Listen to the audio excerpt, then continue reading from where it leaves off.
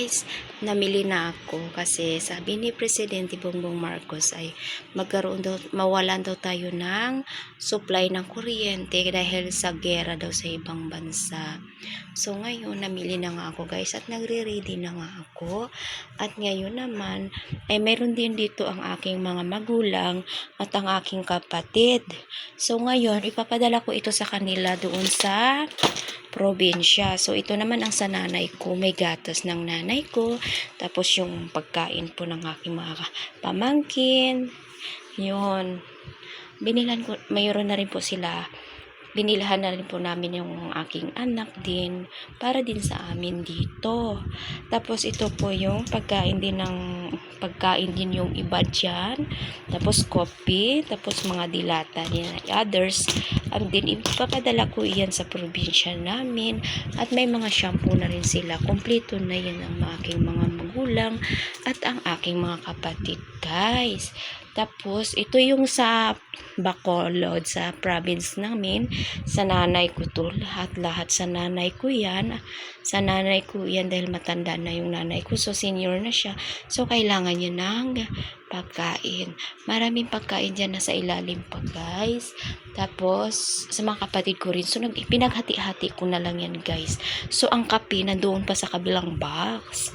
So, hindi ko pa nalabas kasi mabigat pa siya. So, mamaya ko na siya bubuhatin.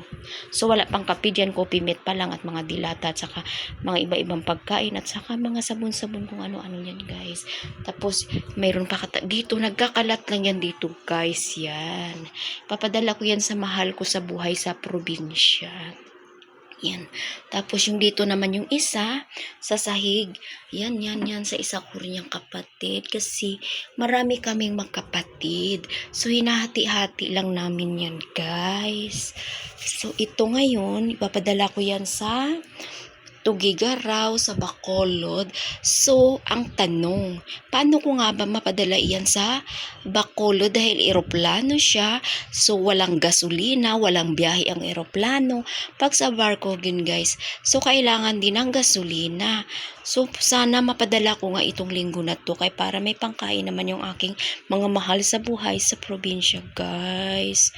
Sana naman, kasi kami dito ng anak ko, mayroon naman din kami pa-stock na pagkain. At nakabili na rin ako ng bigas namin. Tapos, so, ang last ko na lang sigurong bibiliin, tubig na lang. Kasi sabi sa balita, hindi lang natin alam kung fake news o totoo niyan.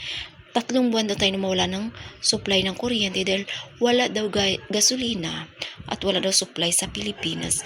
Gawa daw ng gera sa Middle East. So, sana hindi totoo yan dahil magugutom ang lola nyo, guys. Thank you for your watching. Bye-bye.